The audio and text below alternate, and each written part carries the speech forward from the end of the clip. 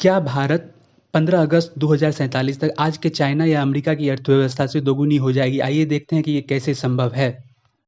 नमस्कार दोस्तों, आज मैं आपको इंडियन इकोनॉमिक के बारे में कुछ बताऊंगा। अभी हाल ही में एक रिसर्च पब्लिश हुआ है, people research on Indian consumer economic price, that is called price. इस रिपोर्ट में हमें डेमोग्राफिक डिविडेंड के बारे में बताया गया है, कुछ इस पे ज़्यादा ही स्ट्रेस दिया गया है। डेमोग्राफिक डिविडेंड का मतलब होता है कि जब किसी इकोनॉमी में वर्किंग पीपल हाई नंबर में होते हैं उनके टोटल पॉपुलेशन पे, तो उसका डेमोग्राफिक बेनिफिट उस इकोनॉमी को मिलता है। तो इस रिपोर्ट में यही बताया गया है कि 2047 में जब इंडिया 100 ईयर का होगा, उस टाइम में हमारे पास 60% ऐसे पीपल होंगे जो 15 से लेके और 64 ईयर के बीच में होंगे। तो ये इसका डेमोग्राफिक डिविडेंड का बेनिफिट हमें मिलेगा। और हम तो आइए देखते हैं कि इस रिपोर्ट में क्या बताया गया है। 1 बिलियन, इसका मतलब हुआ कि 1 अरब पीपल जो होंगे हमारे पास उस टाइम में, वो मिडिल क्लास में आ जाएंगे। और मिडिल क्लास का डिफिनेशन यहाँ पे कुछ अलग ही बताया गया है, जो कि आगे मैं आपको बताऊंगा।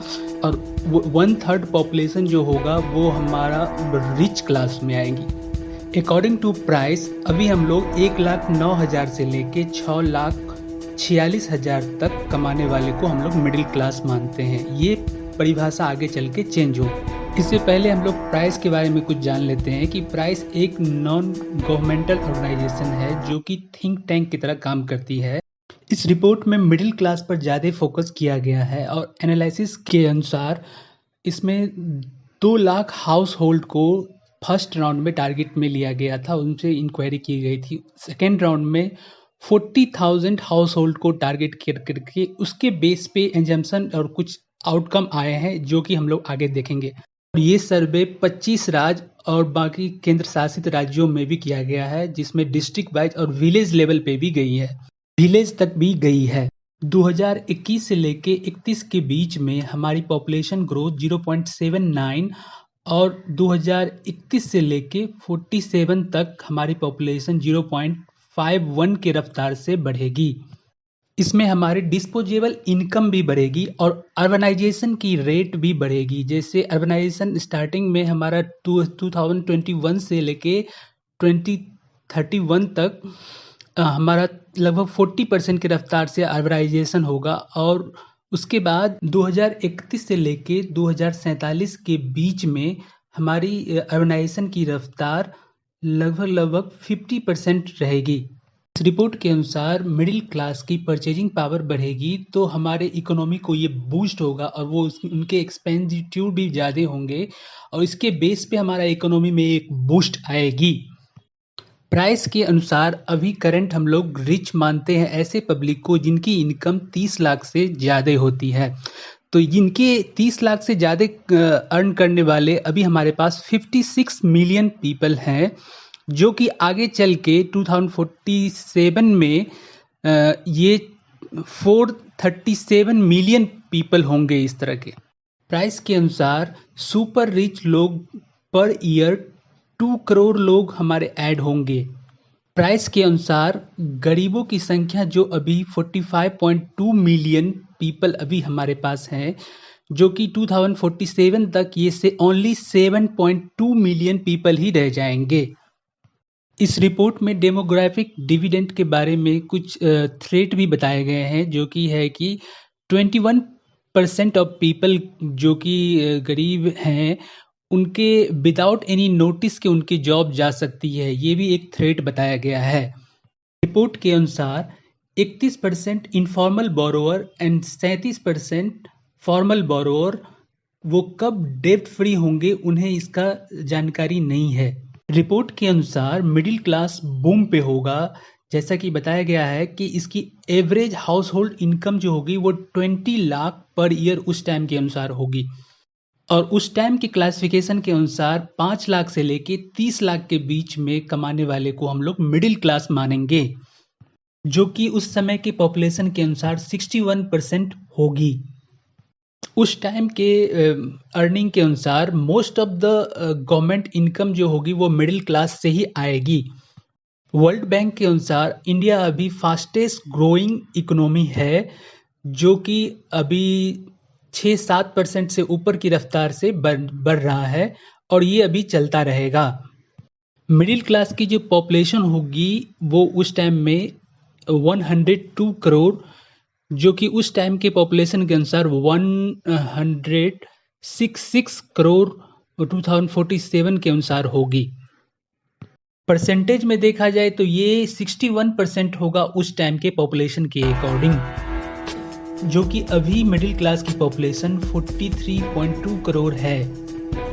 वेल्दी को इसमें 3 कैटेगरी में डिवाइड किया गया है। एक है जो रिच क्लास के होंगे, जिनकी इनकम 30 से लेके 50 के लाख पर एनम के होंगी, उन्हें एक कैटेगरी में रखा गया है। दूसरा है कि सीड रिच, जो कि 1 से 2 करोड़ के बीच में पर एनम होगी। और तीसरा है सुपर रिच, जो कि मोर देन 2 करोड़ होगी। सिमिलरली लोएस्ट इनकम ग्रुप को भी इन्होंने डिफाइन किया है कि 1.25 लाख से लेके 5 लाख के बीच में कमाने वाले को ये एक लोअर इनकम ग्रुप में रखेंगे। इसमें सबसे बड़ी सिग्निफिकेंट बात है कि लोअर इनकम ग्रुप जो अभी करंट में है वो सब मिडिल क्लास में स्विच कर जाएंगे, और इसीलिए ये मिडिल क्लास की स्ट्रेंथ बता रहा है। रिपोर्ट के अनुसार ग्रामीण भारत भी समृद्ध हो रहा है। सिटी और रूरल एरिया के बीच में काफ़ी डिफरेंसेस कम होंगे। इलिटरेसी रेट भी डिक्लाइन होगी तेज़ी से। शिक्षा और आय के संबंध में बहुत स्पष्ट रिलेशन दिखता है। जैसे जैसे परिवार की आय की सीढ़ी ऊपर बढ़ती है, शिक्षा का स्तर भी बढ़ता है, ये रिपोर्ट कहती है। रिपोर्ट के अनुसार प्राइवेट सेक्टर में जो जॉब होल्डर होंगे उनकी संख्या बढ़ने से मिडिल क्लास की ग्रो होने की संभावना ज़्यादा है। इनकम इनइक्वालिटी स्टिल हाई रहेगी। जैसे कि बताया गया है कि एनुअल एवरेज एक्सपेंडिंग जो रहेगी वो पुअर क्लास के 82,000 के आसपास थी, जो कि रिच क्लास में ये 20,47,000 के आसपास है, जो कि ये 25 टाइम ग्रेटर देन है इस सर्वे के अनुसार। जैसा कि अभी हमें दिखता है कि लोअर क्लास के जो इनकम है वो उसकी 67% एक्सपेंड होती है, मिडिल क्लास के 51% और हायर क्लास के 44% एक्सपेंड होती हैं। रिपोर्ट के अनुसार हायर क्लास का 50% हिस्सा जो एक्सपेंस होगा उनके छुट्टियाँ और उनके लेविस लाइफ पे खर्च होंगे और हायर एजुकेशन वगैरह पे खर्च होंगे। बट ये मिडिल क्लास के लिए आय और बचत जो भी होगी वो सबसे बड़ा कॉन्स्टिट्यूट होगा इंडियन इकोनॉमी के लिए उस टाइम में। मार्केट एंड कंपनियां इस डाटा को प्योरली इकोनॉमिक पर्सपेक्टिव से देखती है। Poor have a mobile but no water and toilet free. Report के अनुसार इलेक्ट्रिक कनेक्शन में सिग्निफिकेंट ग्रोथ होगी। ड्रिंकिंग वाटर एक लग्जरी बना रहेगा, जो कि मिडिल क्लास और रिच क्लास ही अफोर्ड कर पाएंगे। लोअर क्लास के केवल 30% के लोगों के पास ही वाटर एक्सेस, टैप वाटर के एक्सेस हैं और टॉयलेट की एक्सेस है। बाकी 50% जो है जिनके पास ये सुविधा नहीं है अभी।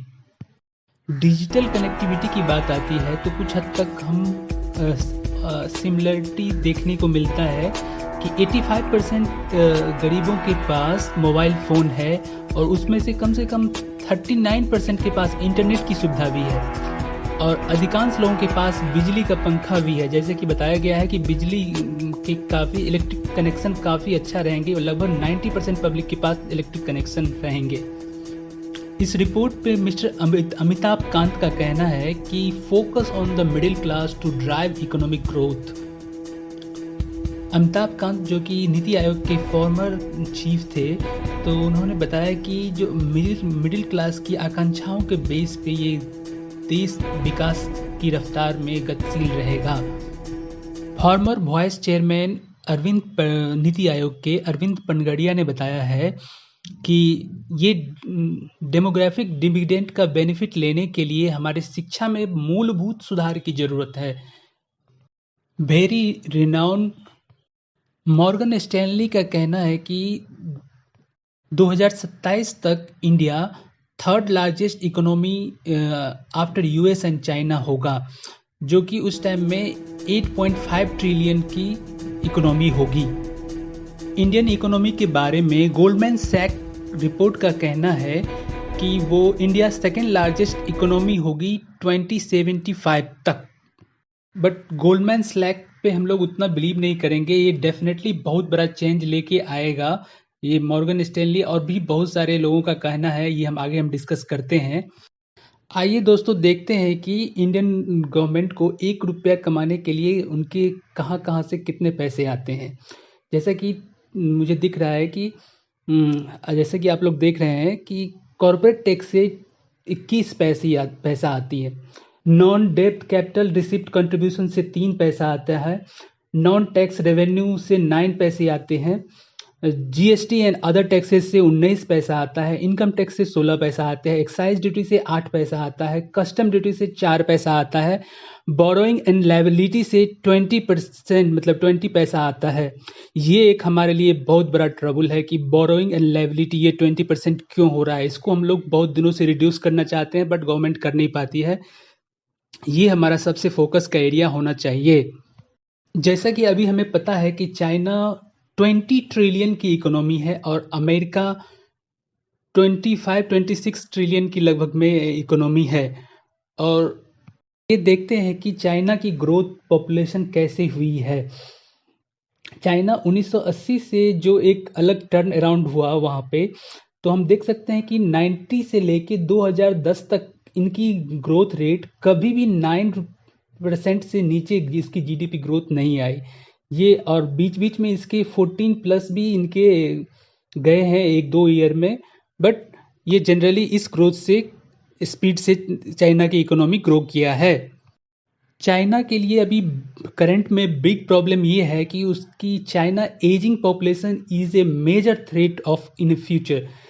तो ये उसकी जो पॉपुलेशन जो है वो डेमोग्राफिक डिविडेंड स्टेज में नहीं होगी। अब जो ग्रोथ उनके पास हो चुका है वो नहीं होगी, क्योंकि जनरली उनका मैन्युफैक्चर बेस्ड इकोनॉमी है और मैन्युफैक्चरिंग के लिए उनको यंग एम्प्लॉय चाहिए, जो कि अभी इनके पास यंग एम्प्लॉय है नहीं।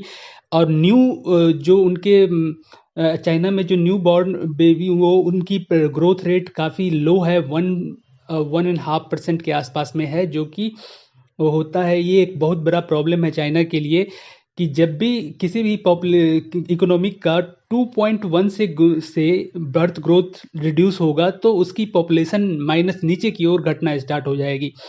तो उनकी पॉपुलेशन भी गिरेगी अब और इकोनॉमी भी गिरेगी। तो ये इसका बेनिफिट हमें इंडिया को लेना है। आइए देखते हैं कि साउथ कोरिया की ग्रोथ परसेंटेज देखते हैं कि किस तरह से ग्रोथ किया है साउथ कोरिया। जैसा कि देखने से हमें लगता है कि ये जनरली 6 एबव परसेंटेज से उनका जीडीपी ग्रो किया है, तब वो साउथ कोरिया अभी इस स्टेज में है।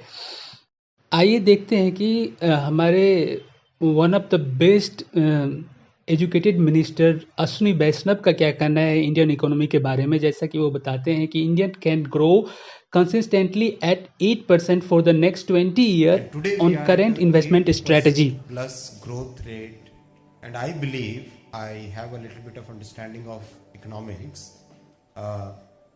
We follow this capital investment strategy for 5-6 years more. We can grow at 8% consistently for next 20 years. And 8% growth next 20 years means every year close to 1.5 crore new employment, close to 35 lakh people coming out, 35 million people coming out of poverty line every year. That's the change we can bring in our society by this thought process. So that's the thought process Prime Minister has clearly implemented. Over last 2 budgets you have seen the difference, and this thought process will continue and take our country on a new growth path. Thank you very much. आइए देखते हैं कि हम India का growth rate कैसा रहा है अभी 2012 से लेके 19 तक में। और 19 के बाद तो आपको पता है कि हम लोग अलग ही सिचुएशन में आ गए थे। तो इंडिया की ग्रोथ रेट देखते हैं, जनरली ये ऊपर की ओर बढ़ता हुआ था, बट 19 में 4% के आसपास रहा है, और ये 2020 में तो सबके लिए प्रॉब्लम था, तो हमारे लिए भी प्रॉब्लम, -7.3 2020 कोविड पीरियड में हमारा ये ग्रोथ रहा है। उसके बाद हम देखते हैं कि ये क्वार्टर वाइज भी यहाँ पे काफ़ी लो रही है, माइनस में रही है। और उसके बाद हम देखते हैं कि ये किस तरह से आफ्टर कोविड पीरियड के बाद हमारी इकोनॉमी कैसे बाउंस बैक करके बाहर निकली है। इंडिया की अनएम्प्लॉयमेंट रेट जनरली 6 to 8 के बीच में रहती है, और देखते हैं कि राज्यों के क्रम में किस तरह से अनएम्प्लॉयमेंट रेट रहता है। जैसा कि देखने से हमें लगता है कि असम का सबसे लो अनएम्प्लॉयमेंट रेट रहा है, बिहार का 21.1%, छत्तीसगढ़ भी काफ़ी कम है, दिल्ली 11%, गोवा 15%, हरियाणा 34%, इसी तरह से जम्मू कश्मीर 15%, झारखंड 14%, कर्नाटका 2%, केरला 5.8%, मध्य प्रदेश 1.6%, महाराष्ट्र 3%, मेघालय 2.2%, ओडिशा 1.5%, पुडुचेरी 5.6%, पंजाब 7.2%, राजस्थान काफ़ी है जो कि 28.8%, सिक्किम 8.7%, तमिलनाडु 3.2%, तेलंगाना 9.9%, त्रिपुरा 14.6%, उत्तर प्रदेश 2.9%। ये सबसे अच्छा ग्रो किया है उत्तर प्रदेश, जो कि काफ़ी हाई रहता था, अभी काफ़ी करंट सिनेरियो में अच्छा चल रहा है। Uttarakhand 5.3% and waste Bengal 6.2%। 2015 में India easy of doing business के इंडेक्स में 142 रैंक जो होल्डर था, जो कि अभी करंट में 2020 के बेस पे 60 नंबर पोजीशन अपना होल्ड करता है, और ये भी और बढ़ने की संभावना है। जनरली हम लोग अंडर 10th भी आ सकते हैं यदि हम लोग अच्छे तरीक़े से एफर्ट दे तो। स्टेट वाइज देखते हैं कि इजी ऑफ डूइंग बिजनेस में रैंकिंग किस तरह के, जैसे कि पहले से 2016 से अभी continue Andhra Pradesh number 1 position पे है, उत्तर प्रदेश यूपी ने काफ़ी अच्छा ग्रो किया है, अभी वो सेकेंड पोजीशन होल्डर है, तेलंगाना 3rd पे है, मध्य प्रदेश 4th पे है, झारखंड 5 पे है, छत्तीसगढ़ 6 पे है, हिमाचल प्रदेश 7th पे है, राजस्थान 8 पे है, वेस्ट बंगाल 9 पे है, गुजरात सरप्राइजिंगली 10 पे है। इंडियन यूथ के बारे में जनरली हमें एक चीज़ ऑब्जर्वेशन मिलता है देखने से कि वो बहुत सारे लोग ना तो अनएम्प्लॉयमेंट के लिस्ट में है और ना ही एम्प्लॉयड के लिस्ट पे हैं, तो बहुत सारे लोग बीच में हैं। अब वो कहाँ है, ये क्या कर रहे हैं, इसका डाटा हम अभी देखेंगे कि बहुत सारे engineering and MBA graduate apply होने के बावजूद भी इन लोगों ने स्वीपर एंड सैनिटरी वर्कर के लिए भी पोस्ट में अप्लाई किया है। तो ये सारे लोग गवर्नमेंट एग्जामिनेशन के प्रिपरेशन कर रहे हैं, और जैसा कि हम देखने से लग रहा है कि 2.4 crore candidate apply for the job in 1.4 lakh vacancy, मतलब कि 1.4 लाख वैकेंसी के लिए 2.48 करोड़ पब्लिक ने अप्लाई कर दिया है, और बाकी सारे को नहीं होगा तो ये लोग क्या करेंगे। यूथ के लिए सबसे बड़ा हमारा एडवाइस यही रहेगा कि आप कहीं भी जॉब, आप प्राइवेट सेक्टर की ओर स्विच करो, और प्राइवेट सेक्टर में लॉन्ग टर्म गवर्नमेंट एग्जामिनेशन की प्रिपरेशन करना वो वेस्टेज ऑफ टाइम है। 1-2 ईयर करते हैं तो आपको फर्क नहीं पड़ेगा, बट आप 10 ईयर गवर्नमेंट एग्जामिनेशन की प्रिपरेशन कर रहे हैं तो ये आपके इकोनॉमी के लिए बहुत बुरा साबित होगा। और जैसे कि देखने से लग रहा है कि बहुत सारे लोगों को सेल्स जॉब करने के लिए प्राइवेट सेक्टर में नहीं करना पसंद करते हैं, बट प्यून और स्वीपर की नौकरी करने के लिए वो गवर्नमेंट में अप्लाई करते हैं, इसलिए कि हमारी मेंटेलिटी इस तरह की बन चुकी है कि हम गवर्नमेंट वर्क कल्चर ऐसा है कि वहाँ सेफ वर्क है, वहाँ पे कोई कुछ कहता नहीं है, वर्क करे या ना करे। तो इसी के लिए ये सब हमारी वीक पॉइंट है, डेमोग्राफिक डिविडेंड इसके बेस पे हमें नहीं मिलेगा। तो इसी के लिए कि वर्क यूथ के लिए यही संदेश है कि आप जो भी वर्क करते हो, आपको कुछ वर्क नहीं मिल रहा है, कोई भी प्राइवेट सेक्टर भी जॉब नहीं दे रहा है, तो आप अपना वर्क स्टार्ट कर दो, अपना जो भी आपको समझ में आए, अगल बगल से जो भी एडवाइस मिले या लगे, कोई छोटा से छोटा आप अपना लघु उद्योग बिजनेस कुछ भी स्मॉल इंडस्ट्री पे कुछ भी आप स्टार्ट करो। नहीं कुछ तो आप एडिटिंग करो वीडियो कुछ भी। आज के डेट में सबके पास, जैसे डाटा में हमें दिख रहा है कि 90% पीपल के पास, यूथ के पास मोबाइल है। तो आप मोबाइल से फोटो खींच के, कुछ भी फोटो निकाल के आप उसको एडिट करना स्टार्ट कर दोगे, उससे भी अर्निंग होगी।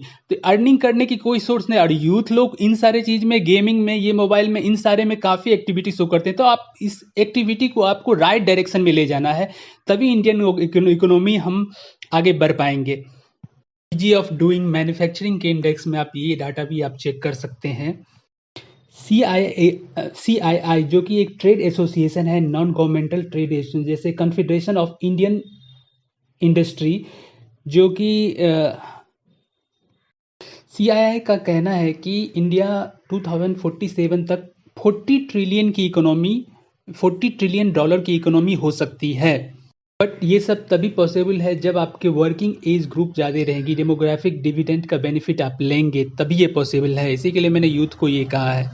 कुछ अपने फेस पे आईने देखने वाली बात भी हम लोग देख लेते हैं कि इंडिया और यूएसए की इकोनॉमी में कितना डिफरेंस है। जैसे इंडिया में कोई 1 लाख रुपया अर्न करता है, तो इंडिया में और यूएसए में सेम पर्सन उसी तरह के एवरेज इनकम जो है वो 30 लाख, मतलब कि 30 गुना ज़्यादा अर्न करते हैं यूएसए में। तो ये सब हमारी इकोनॉमी की एक बैड है। जैसे कि पर कैपिटा इनकम में हम अभी बांग्लादेश से भी नीचे चल रहे हैं। ये भी आप देख सकते हैं कि बांग्लादेश का $2227 है, और अभी इंडिया का कुछ नीचे है, हमारा 1947 के आसपास में। इंडियन इकोनॉमी में वुमेन की पार्टिसिपेशन काफ़ी लो है, जो कि लॉन्ग टर्म वो लोग जॉब सर्च करते हैं, नहीं मिलते हैं, छोड़ देते हैं।